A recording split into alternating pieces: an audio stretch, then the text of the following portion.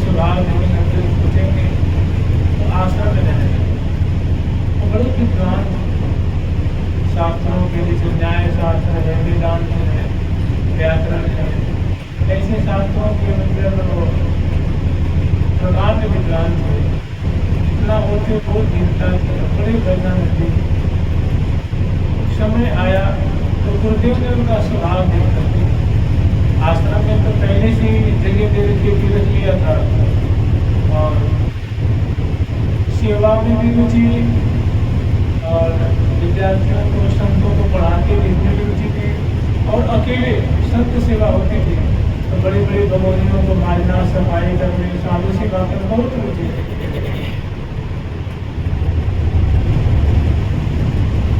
ये सिलसिला बहुत वर्षों तक चलता रहा। एक बार हमेशा की तरह उनके गुरुदेव जो है गाँव में कहीं गए, बोले भैया अब तो फिर उनको दीक्षा देने लगी, उनको शिष्य उन्होंने न लिया था और शिष्य को सेवा, पूजा, पाठ, भजन, जप, ध्यान, स्मरण ये सब उन्होंने बताई भी थी। अरे शिष्य जो है वो गुरुदेव से भक्ति की जो बातें होती हैं उन्होंने बहुत सारी बातें सीख रखी हैं और गुरुदेव को भरोसा था कि मैं अगर सेवखाना में चला भी जाऊँगा तो बढ़िया से सेवा पूजा आए गए की सेवा सबको बढ़िया से संभालेगा। उनके ऊपर भरोसा करके और पुनः गुरुदेव किसी गाँव में चले गए कुछ दिन के लिए।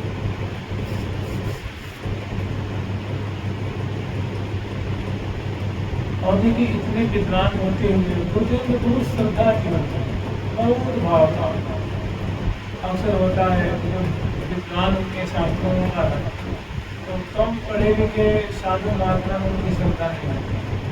उनको लगता है कि हमसे कम पढ़े लिखे, मैं तो न्याय पढ़ूँगा, वेदांत पढ़ूँगा, शांति पढ़ूँगा, मैं तो अनेक ग्रंथों का अध्ययन किया है और ये तो कम है। लेकिन उनको बहुत ये सब बातों का उनको अहंकार नहीं था। यही कारण था कि उन्हें क्रिया करने को बहुत शीघ्र मिलता मैंने दीनता जीवन है नहीं में जो बहुत अच्छा गुण है जिसे भगवान कहते हैं।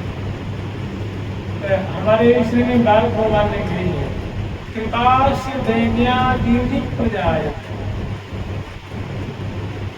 जिसमें दैन्य आदि गुण होता है उसी पे भगवान की जल्दी कृपा होती है, उसकी कृपा प्रकाशित होती है। तो गुरुदेव चले गए गाँव में किसी सेवा कार्य के लिए और शिष्य के ऊपर आश्रम की सेवा पूजा सब जिम्मेदारी थी, सुचारू ढंग से वो चला रहे। एक बार क्या हुआ उनकी गुरु भक्ति, उनकी हृदय की निष्कपटता, उनकी क्रिया के प्रति इष्ट के प्रति समर्पण भाव और साधु सेवा के प्रति अच्छा भाव दे करके क्रिया के क्रम से रहा नहीं किया। उनको दर्शन के लिए क्रिया को भी और आतुरता होने लगी। तो क्योंकि पहले जमाने की बात है उस समय ये सब चीज़ें प्राय कच्ची हुआ करती थी, आंगन भी कच्चा, बरामदा भी कच्चा और जो कमरे हुआ करते थे मंदिर भी कच्चा हुआ करता था। तो उसमें प्राय गोबर से भी पाए हुआ करते, गाय के गोबर और रज मिला करके उसको प्राय रोज लिपे जाते थे और कुछ ही देर में लिपने के बाद आधा घंटा में 20 मिनट 10 मिनट सूख जाता है और उसका परमाणु बहुत शुद्ध होता है, शास्त्रीय परमाणु होता है। तो वो ऐसा हुआ कि वो आंगन लिप रहे थे गोबर और माटी के मिला करके और होता है कि आगे से लिपते और पीछे सड़कते जाते थे। तो आधे लगभग उन्होंने आंगन को गोबर से लिप दिया और लिपाई कर तब तक क्रिया की ऐसी कृपा हुई, ऐसी सुंदर क्रियादार दोनों दरगहियाँ दिए हुए और उसी जो लिप रखे थे ना उसी रास्ते से क्रिया कदम आए और जिन्हें उन्होंने लिखते हुए प्यारे के मुकुल की और बंसी की ध्वनि सुने तो बड़े आश्चर्य पड़े कि ऐसी सुंदर मधुर ध्वनि कहाँ से, ये नुपुर का राव कहाँ से आ रहा है, ये नुपुर की जो रुनुक झुनुक जो शब्द है, और जिनमें मतलब पहले तो सिर नीचे को क्लिप रहे थे ना, और जिन निगाहें ऊपर सिर उठाए तो सामने देखा दिया, ये एकदम की जो चरण है वो गोबर में सने हुए, उसको देख के जाते जैसे पोता होता है ना, कपड़ा का होता है जो गोबर में भिजाया जाता है, टिपा जाता है, तो उनको जब देखा उन्होंने तो तुरंत ऐसे गोबर का पोता मुँह में देखते देखते देखते देखते देखते संजोग से प्रिया पिंडम उनको दर्शन दे करके निहाल कर दिया। ऐसा कुछ बातें संजोग ही कहिए। उसी समय गुरुदेव आ गए थोड़ी देर के बाद, तो देखने की शिष्य तो देखता है तुरंत प्रणाम करता था उठ करके कि ऐसे कैसे बैठा हुआ, आंखों में निहारता हुआ, न हिल रहा है न डुल रहा है।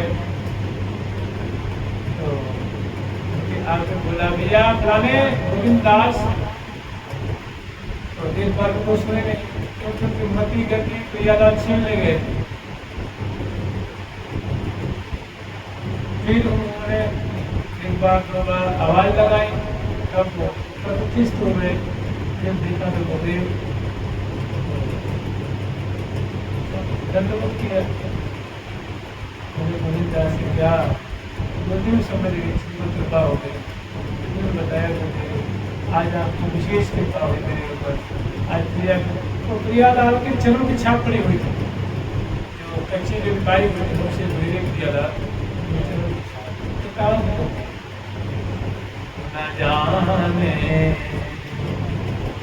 कौन से गुण के प्रयासी ब्रीज गाते हैं, न जाने कौन से गुण के प्रयासी ब्रीज जाते हैं, न जाने कौन से गुण के दयानी ब्रीज जाते हैं, न जाने कौन से गुण पे दयानी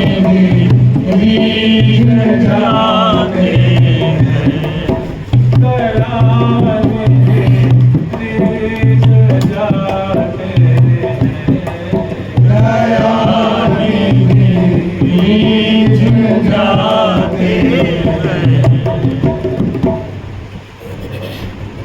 फिर वो तो प्रिया प्रथम का दर्शन हुआ, उनकी कृपा हो गई। अब तो महान सिद्धों में उनकी गिनती हो गई और उनके हृदय में बहुत सुंदर सुंदर कलित पदावली स्मृत बने।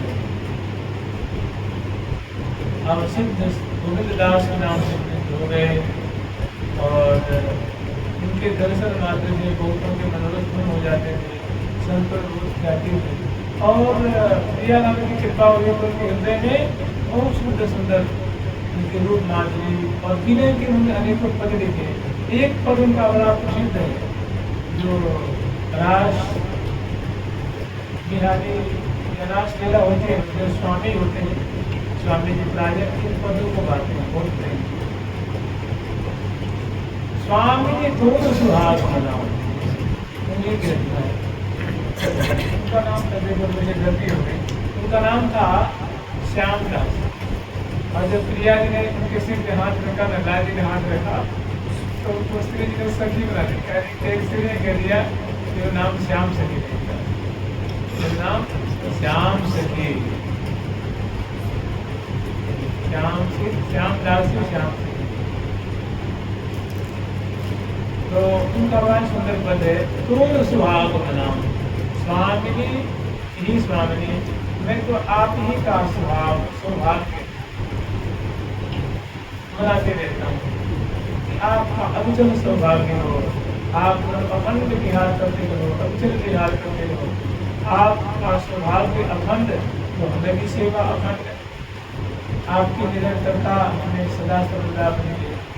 तो हम आपको आशीर्वाद देते हैं कि आप अनादि काल से अनंत काल तक इस दिव्य सौभाग्य दिवस का आस्वाद करते हैं। तो सुहाग मनाओ श्री वृषभाग किशोरी राधे, जब जब ईद गाँव मैं जब जब कर्म के बाद बस इस संसार में मुझे जन्म लेना पड़े तो हमें कोई बात नहीं, लेकिन एक कृपा करके हमारे ऊपर आप दया बनाए रखेंगे। श्री वृषभाग किशोरी राधे, जब जब ईद गाँव सरस फुलेल अलगजा सुंदर प्रिय प्यारी गुमनाम। सरस फुलेल है ना, प्रसार के अलगजा ये भी सुगंधित चूर्ण है, सुंदर प्रिय प्यारी गुमनाम। आपको ये प्रियालाल, हमारी यही मांग है, यही इच्छा है कि जब जब कर्म की बात इस संसार में मुझे आना पड़ा तो आप कृपा करके हमें अपनी सेवा देंगे कि मैं आप दोनों की सभी भाव से आप आपको बता दोनों को मैं उद्वर्तन की सेवा करूँगी। उद्वर्तन में उपकरण की सेवा, स्नान से पहले आपकी बेड़ी खोलूँगी, आपके वस्त्र को बढ़ाऊँगी, आभूषण को बढ़ाऊँगी। उसके बाद आपको उपकरण भी लेकर करके मदन करके पैर से सुभाषित करके तो सांस से तर करके फिर पीड़ करके इसके बाद आप दोनों को स्नान करा करके आपके मंगल विग्रह को पोष करके प्यारे के और आप दोनों के मंगल विग्रह को पोष करके और सरस्वती फुलेल अलगजा सुंदर प्रिय प्यारी नाम। उसके बाद बीरी सरस लगाए पवाऊं हित भरी बैंड सुनो। आप दोनों का सुंदर श्रृंगार करके तांबुल खवाऊं मुखवास अपना। बीरी सरस लगाए, मतलब बीरी लगाना मतलब बीरी बनाना, उसमें काजू किशमिश गोला सुपारी लवंग और जो एक गंधारी उनसे बहुत सुंदर शीतल में तांबुल रचना करके आप दोनों को पवाओ। हमारी यही इच्छा है। बीरी सरस फुलेल, बीरी सरस लगाए पवाओ और रस भरी बैन सुना। आप दोनों से मैं बहुत सुंदर हास परिहास के वचन बोले जिनको सुन सुन करके आप बहुत आनंद मंद होंगे कि मेरा कितना बड़ा सौभाग्य होगा। इस सौभाग्य को आप कृपा करें करके इससे मुझे वंचित मत रखिएगा। ऐसा सौभाग्य जब जब हम जन्म लें तो आप कृपा करके हमें आप प्रदान करें। और श्याम सखी दरबार होंगी, हमारी एक और अभिलाषा ये है कि मैं आपके दरवाजे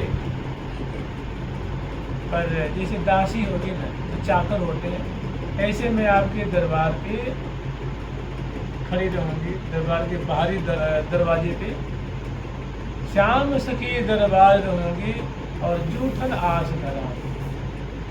और जो आप भोग लगा लेंगे और सब सखी कर पालेंगे तो उसमें से जो है उच्छिष्ट मिल जाएगा बस। और जब आप महल से बाहर निकलोगी जारी के समय में, कहीं आप मंगला के लिए मोहन महल से बाहर निकलोगी, मंगल कुंज में जाओगे दूसरे में दर्शन करोगे, फिर जब आप आओगे तो दर्शन करोगे। मैं दरबार बाहरी दरवाजे पे आपकी दासी होकर के, आपकी सेविका होकर के हमें छोटी सी सेवा दे देना। मैं नहीं कह रही कि आप मुझे अंतरंग सेवा दीजिए, मुझे श्री हनुमान प्रसाद को दादी महाराज कह रहे हैं कि झाड़ूदार बनो। आप मुझे अपने महल की झाड़ू देने वाली, दुआरी लगाने वाली आप मुझे छोटी सी दासी बना दो। राजीव आज तुमों पे धरो। और अंत में है मुझे प्रियतम झाड़ूदार, मुझे झाड़ूदार के रूप में कर्म करती। प्रिया जी की झाड़ू लगाने वाली छोटी थी। लक्ष्मी हूँ दल चाह ना, कमला हूँ दल चाह। कमला भी दल चाहती है लेकिन कोई सौभाग्य प्राप्त नहीं। प्रिया जी के दरबार की झाड़ू होगी ना, वो दिव्य होगी ना, रज भी दिव्य, झाड़ू भी दिव्य, लगाने वाली भी दिव्य, या जो कोई भी सखी है उनको वहाँ चिन्मय बबू वाली है। एक बार की बात है, जब भगवान श्री राम लंका पे विजय प्राप्त करके आए, फिर उनका यहाँ राज्याभिषेक हुआ और बहुत पुनः भगवान राम राज्य आ गया और बहुत पुत्रवत प्रजा पालन करने लगे। उस समय 1 महीना बीता, 2 महीना बीता, 3 महीना बीता, तो धीरे धीरे अपने सखाओं को, श्री विभीषण जी को विदा कर दिया, सुखदेव जी को विदा कर दिया कि देखो भैया तुम लोगों ने हमारी बहुत सेवा करी है, अब देखो अब तुम लोग के यहाँ रहना अब ठीक नहीं है, दुनिया अच्छी नहीं कहेगी। कि जब तक युद्ध था, खोजना था, सीता जी का पता लगाना था, आप लोगों ने बहुत सहयोग किया, हम आप सबके ऋणी हैं। लेकिन अब आप लोगों की कृपा से मैं अपने अयोध्यापुरी में आ गया हूँ और अब तुम कृपा करके आवत जात मैंने हमेशा इस अयोध्यापुरी में आते जाते रहे। तो विभीषण जी चले गए, सुखदेव जी चले गए, नरदेव जी चले गए और अंगद जी बहुत डरते थे कि कहीं मुझे न भेजें, तो बच बच के रहते थे।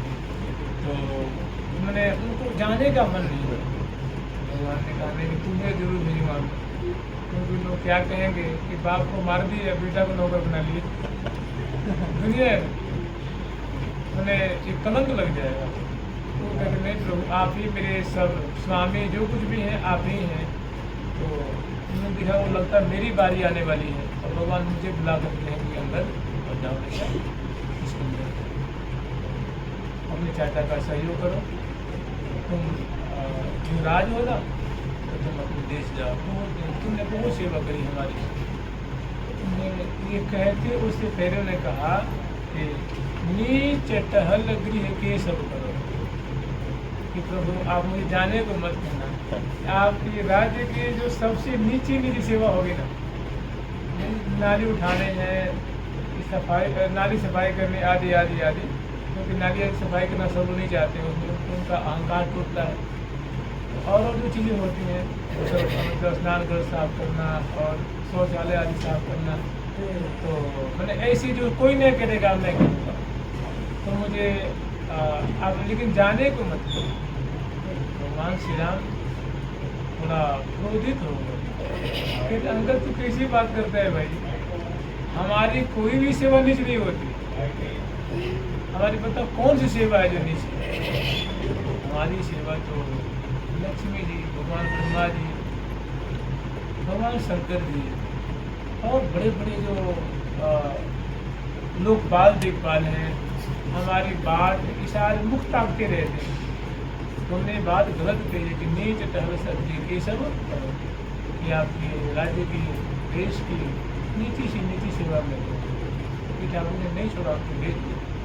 बहुत रोते रोते गए, इसलिए कि आवत जाते हैं, आते जाते रहना किसी भी बात में, लेकिन तुम्हें रखना हमें उचित नहीं लगता है। ये लोग है, लोग में कलंक लगता है, लोग आक्षेप करेंगे तो वो फिर मुझे से सहन नहीं होगी, तो उनको धीरे लेकिन मतलब भगवान की कोई भी सेवा है, कोई भी सेवा नीति नहीं है, छोटी नहीं है। माला बनानी छोटी है कि पोता निभाई पुताई करनी छोटी है, कि सेवा करनी छोटी है, उनके पात्र मारने छोटी है, उनके बर्तन मारने छोटी है, उनकी कोई भी उनके मंदिर को सजाना, उनके बर्तन बनाना, कोई भी एक से एक। तो कह रहे हैं कि जूठन आस श्याम सखी दरबार रहूंगी, जूठन आस धराऊं, बस आप का उच्छिष्ट मिलता रहे और आपको देख देख करके हम जीते रहेंगे।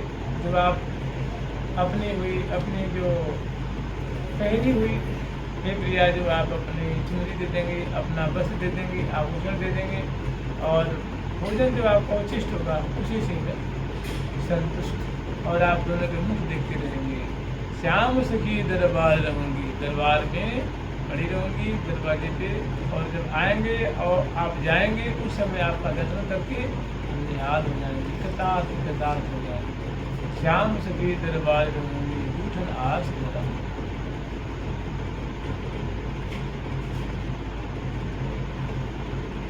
तो ब्रजभूमि में, वृंदावन में कब कौन पे कैसी कृपा हो जाए, कौन के उनका हृदय तो विस्फुट हो जाए, कैसे निहाल कर दे, ये कुछ नहीं कहा जा सकता।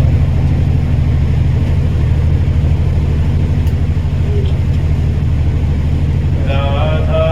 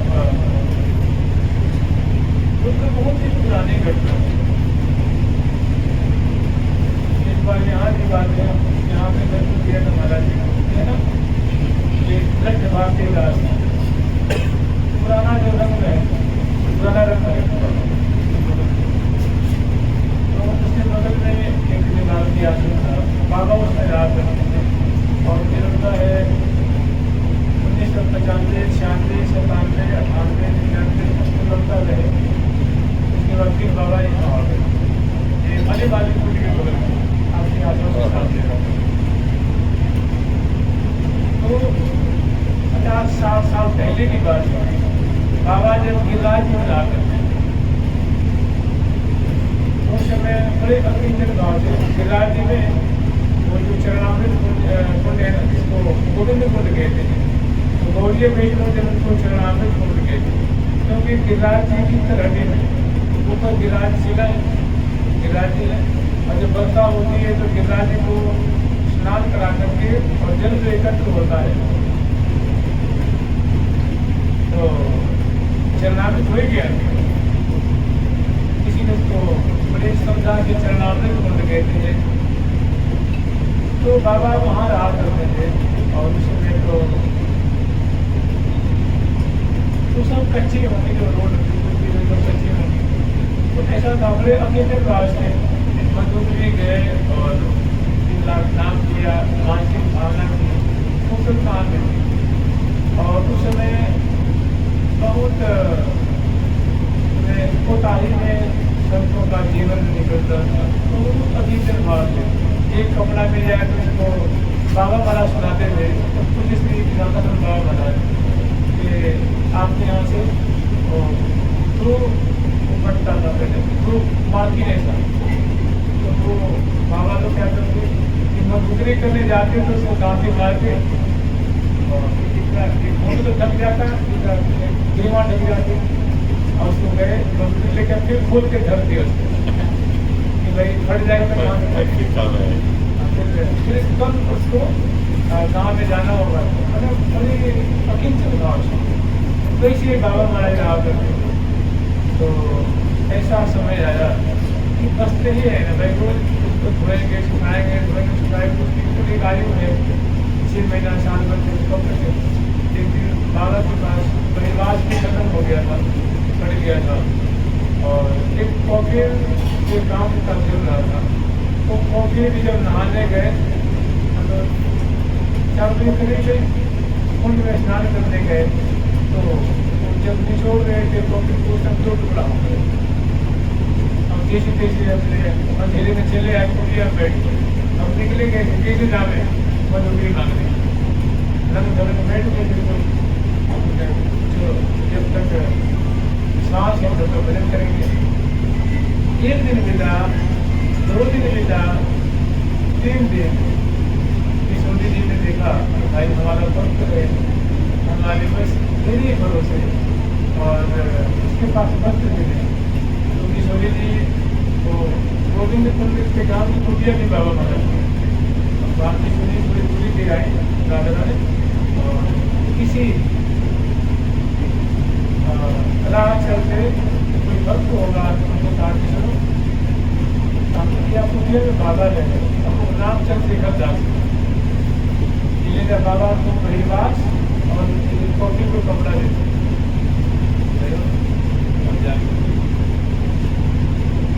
बाबा बाबा बाबा दरवाजा खटखटाए, बाबा कैसे खोले दरवाजा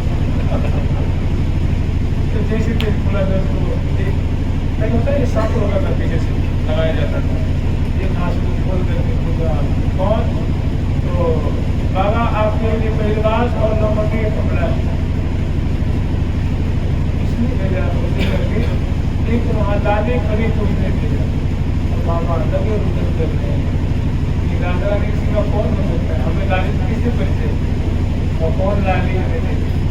फिर राधा रानी ने सोचने में कहा बाबा अरे हमारे भरोसे रहे हैं, मैं मजदूरी में डालूंगी, मैं बिहारी एक बार में मुझे वो करेगा चिंता मन में तुझा को भजन कर अयोग सिंह की चिंता मोटे छोड़ दे। तो अपने भक्तों की राधा रानी हमारी सरकार मुझे काहेगी, राधा रानी हमारी सरकार मुझे काहेगी, काहेगी हम काहेगी, काहेगी हम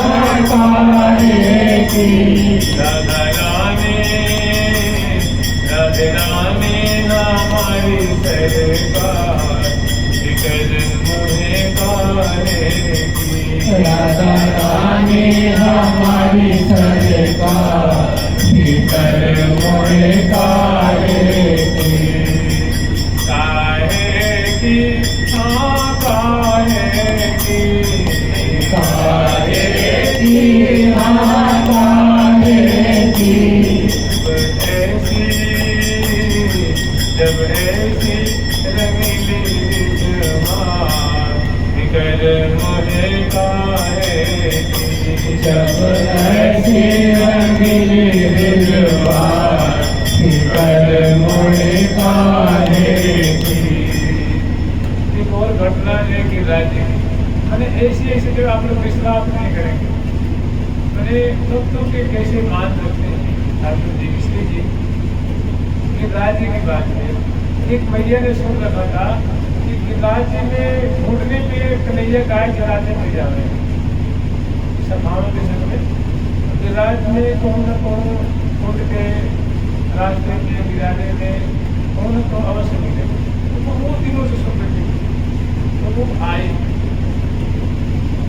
और परिक्रमा दे रहे और बार बार गिरिराज जी को देखे कि अब निकल के आ रहे हो अब निकल के आ रहे हो देखो आगार भी लगी है लाकड़ी भी लगी अब तक तो भरना अब पसंद आ रहे हो ना आ रहे हो लेकिन संत ने कही कि राज्य में रह है और वो जरूर दर्शन देगा तो ठाकुर ने देखा कि हमारी बहुत भोली वाली भक्ता है इसको बड़ा अत्यंत विश्वास है कौन सी सुन रखी तो लेकिन जानते हैं क्या हुआ एक उससे पहले भी पुरानी घटना आज की नहीं मैं देखिए कैसी चमके की बात करूँ संजोग से क्या हुआ तो उससे कुछ महीना पहले कभी अब मुझे याद नहीं है ना मुझे तो किसी बार याद है नहीं आप लोगों को पता हो कभी भारत और पाकिस्तान में बड़ा भीषण युद्ध हुआ था तो उस समय कोई फौजी छुट्टी पे आया हुआ था और यही छुट्टी पे घर आया हुआ था ब्रजवासी था कोई और वो छुट्टी पे आया था और उसको तुरंत जो टेलीग्राम आया कि कोई युद्ध होने की संभावना जल्दी से आ जाए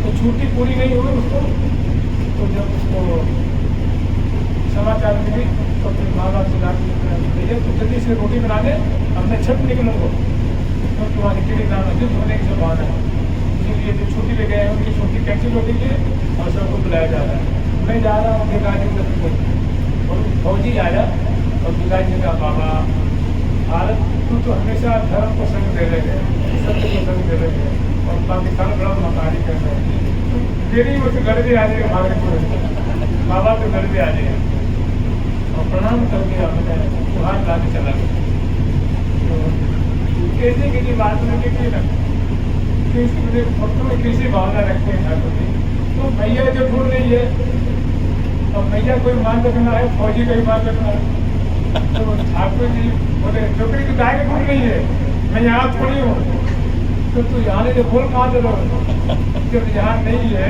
तो बोल कैसे रहा है अरे डोगरी में कश्मीर में लड़ाई कर रहा हूँ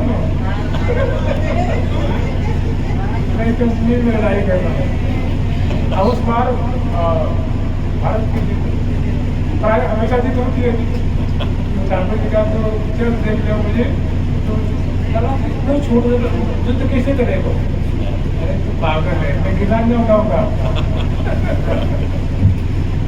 कैसी कैसी फौजी ने प्रार्थना करी तो वहाँ बॉर्डर पे चले गए लाइट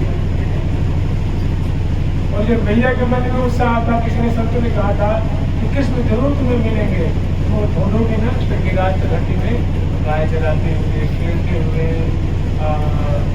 बिहार करते हुए संकल्प करते हुए अवश्य मिलेंगे तो इस माता को मान रखा और बता के लिए मैं आ गई हूँ मैं बॉर्डर पे लड़ाई कर रहा हूँ मिलिट्री के रूप में कैसी कैसी केंद्र सरकार की नार की श्यामा श्याम की वृंदावन धाम की जय जय श्री राम राधे राधे राधे राधे राधे राधे राधे राधे राधे राधे